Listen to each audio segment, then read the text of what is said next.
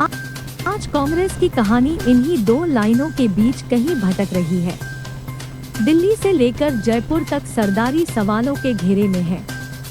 जो अशोक गहलोत कल तक गांधी परिवार के लाडले थे, आज वो काफी हद तक विलेन बन चुके हैं।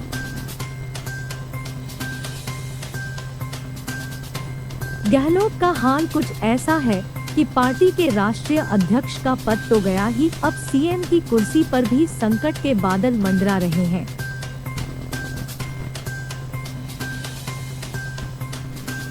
अपनी इस त्रिशंकु दशा के लिए गहलोत किसी को दोष नहीं दे सकते, क्योंकि बगावत की पूरी कहानी के लेखक और निर्देशक सीधे तौर पर वो खुद ही दिखाई दे रहे हैं। गहलोत और उनकी राजनीति को बेहद करीब से जानने वाले ये आसानी से जानते और समझ सकते हैं कि गहलोत वो नेता है जिनकी इजाजत के बगैर उनके समर्थक, विधायक और मंत्री कोई ऐसा कदम नहीं उठा सकते जिसकी वजह से गहलोत की साख पर बट्टा लगे या पार्टी आलाकमान के सामने वो तलब कर लिए जाएं। ऐसे में राजस्थान में पार्टी पर्यवेक्षकों की मौजूदगी में विधायक दल की बैठक का बहिष्कार कैसे हो गया? इस सवाल का जवाब तलाशने से पहले हमें राजस्थान कांग्रेस में हुए ग्रेट पॉलिटिकल ड्रामे को समझना पड़ेगा। ये तो सभी जानते हैं कि अशोक गहलोत कभी भी राजस्थान से जाने के इच्छुक नहीं थे। जब से कांग्रेस के राष्ट्रीय अध्यक्ष के चुनाव का ऐलान हुआ था, तभी से गहलोत का नाम इस पद के लिए चर्चा में आ गया था। गहलोत हमेशा अपने लोगों को यही समझाते हुए कहते रहे कि मैं कहीं भी रहूं, लेकिन आप लोगों से दूर नहीं जाऊंगा। खैर, अशोक गहलोत को आलाकमान से अपने नजदीकी के चलते इस बात का पूरा भरोसा था कि उन्हें अगले कुछ महीने राजस्थान के सीएम की कुर्सी से नहीं हटाया जाएगा। इसी भरोसे के चलते वो अपने करीबी मंत्रियों और विधायकों को ये भी कह चुके थे कि वो अगले साल जनवरी में पेश किए जाने वाले मौजूदा सरकार के अंतिम बजट की तैयारी में जुट जाएं। गहलोत ने एक व्यक्ति एक पद के कांग्रेसी फार्मूले को भी ये कहकर खारिज कर डाला कि उन पर ये लागू नहीं होगा, क्योंकि वो सीएम के पद पर चुनाव जीत कर पहुँचे हैं, किसी के मनोनयन से नहीं। राहुल गांधी को अध्यक्ष पद के लिए चुनाव लड़ने के लिए तैयार करने के नाम पर गहलोत केरल पहुंचे। इस समय तक सभी लोग गहलोत की बातों पर भरोसा कर रहे थे, लेकिन जब राहुल गांधी ने साफ कर दिया कि वो अध्यक्ष का चुनाव नहीं लड़ने जा रहे और पार्टी के राष्ट्रीय अध्यक्ष पर एक व्यक्ति एक पद का फार्मूला लागू होगा, बस यहीं से अशोक गहलोत की बेचैनी बढ़ गई और बस राहुल के इस ऐलान के बाद से राजस्थान कांग्रेस में बगावत की पटकथा लिखने का काम शुरू हो गया। राजनीति के जादूगर और खुद को हमेशा कांग्रेस आलाकमान का वफादार बताने वाले अशोक गहलोत ने पहले तो साफ साफ घोषणा कर डाली कि वो 28 सितंबर को पार्टी के राष्ट्रीय अध्यक्ष के लिए नामांकन दाखिल करने जा रहे हैं। लेकिन गहलोत का इरादा ऐसा कभी था ही नहीं।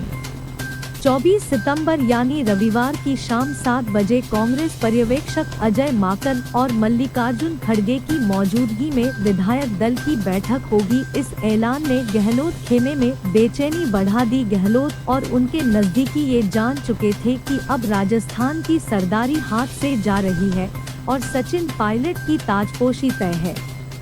बस अब गहलोत खेमे ने बगावत के लिए बनाए जा चुके खाके में रंग और किरदार भरने शुरू कर दिए। रविवार की सुबह गहलोत खुद तो जयपुर से 700 किलोमीटर दूर पाकिस्तान सीमा पर तनोट मंदिर के लिए रवाना हो गए।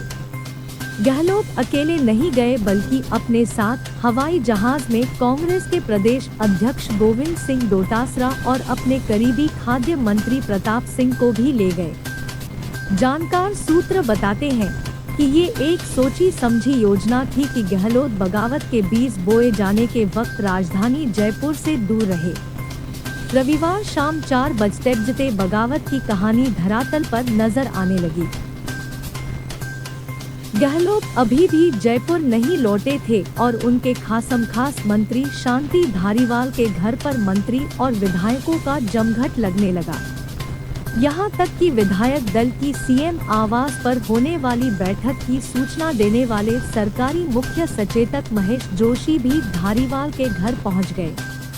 1.5 दर्जन से ज्यादा मंत्रियों समेत करीब 90 विधायक धारीवाल के घर बैठकर इस्तीफे लिखते रहे और विधायक दल की बैठक का वक्त आगे बढ़ता रहा। इसके बाद क्या हुआ ये सब जानते हैं कि दिल्ली से गए पर्यवेक्षक इंतजार करते रहे, लेकिन गहलोत समर्थक विधायक बैठक में नहीं पहुंचे। गहलोत खेमे ने बैठक का बहिष्कार करने के साथ साथ स्पीकर के घर जाकर सामूहिक इस्तीफे देकर आलाकमान पर दबाव भी बनाना शुरू कर दिया। सोमवार को पार्टी के दोनों पर्यवेक्षक बैरंग दिल्ली लौट गए, मगर गहलोत तब भी अपने समर्थकों के इस दुख साहस पर कुछ नहीं बोले। ये गहलोत की रणनीति का हिस्सा था कि वो अपने लोगों की इस बगावत पर मौन रहें। गहलोत अगले 4 दिनों तक यानी बुधवार तक खामोशी ओढ़े रहे। बुधवार की रात दिल्ली रवाना होने तक गहलोत ने अपने सरकारी घर पर बने रहकर अपने खास लोगों के साथ आगे की कहानी पर काम किया। गहलोत जानते थे कि उनके लोगों की बगावत ने आलाकमान की निगाहों में उनकी तस्वीर पलट डाली है। ऐसे में कुछ ऐसा करने की योजना बनाई जानी थी जिसके जरिए डैमेज कंट्रोल किया जा सके। इस बीच ये खबर आई कि बुधवार की दोपहर गहलोत के दफ्तर से राजभवन में राज्यपाल से मुलाकात का समय मांगा गया है।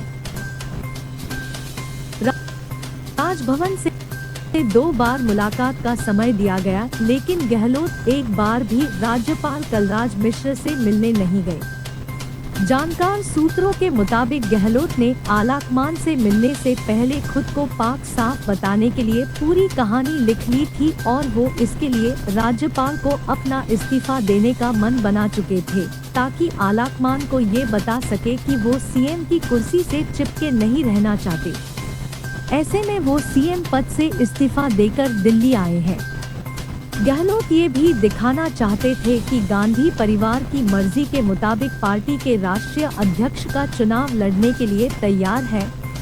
लेकिन गहलोत की इस कहानी को उन्हीं के अपनों ने दूसरी दिशा में मोड़ दिया।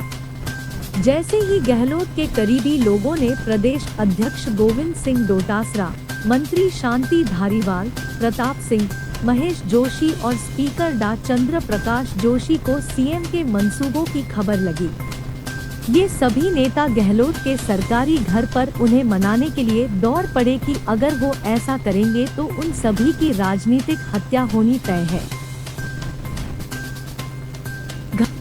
घंटों तक गहलोत और उनके करीबी लोगों की बैठकों का दौर जारी रहा और इस दौरान गहलोत का दिल्ली रवानगी का समय भी टलता रहा।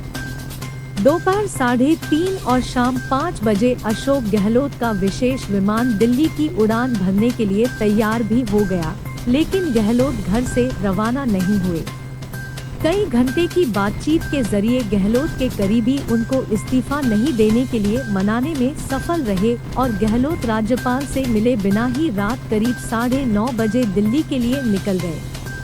दिल्ली पहुंचे अशोक गहलोत ने राजस्थान के पूरे घटनाक्रम को कांग्रेस पार्टी की छोटी मोटी घटना बताया, लेकिन गुरुवार को सोनिया गांधी से मुलाकात के बाद बाहर निकले गहलोत के हाव भाव साफ बता रहे थे कि कुछ घंटे पहले जिसे वो छोटी मोटी घटना बता रहे थे, उस पर सोनिया गांधी किस कदर नाराज है।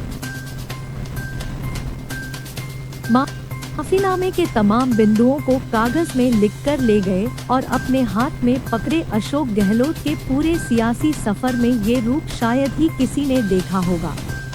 सोनिया गांधी से माफा मांगने की बात कह रहे अशोक गहलोत ने मीडिया के सामने ये ऐलान भी कर डाला कि अब वो राष्ट्रीय अध्यक्ष के चुनाव की दौड़ से बाहर है।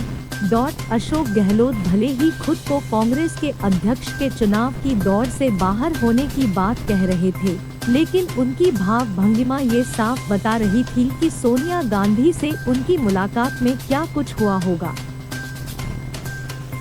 अशोक गहलोत की जादूगरी इस बार किसी पर नहीं चढ़ी, ये तो अब साफ हो चुका है।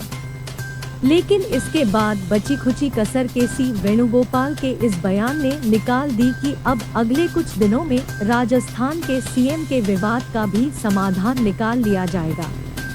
वेणुगोपाल का ये बयान ये बताने के लिए काफी है कि आलाकमान की नजर में राजस्थान के सीएम को लेकर विवाद तो है। अब ऐसा है तो कहा जा सकता है कि अशोक गहलोत की डगर आगे भी आसान नहीं होगी। अगले कुछ दिनों में एक बार फिर पार्टी पर्यवेक्षक जयपुर आकर विधायकों से राय शुमारी कर सकते हैं। सीएम इन वेटिंग बताए जा रहे सचिन पायलट पूरी तरह खामोश हैं। गहलोत के करीबी सुर बगावत के सभी सूत्रधार पहले से ही पार्टी अनुशासन तोड़ने के लिए नोटिस पा चुके हैं। ऐसे में बड़ा सवाल ये कि आगे क्या होगा।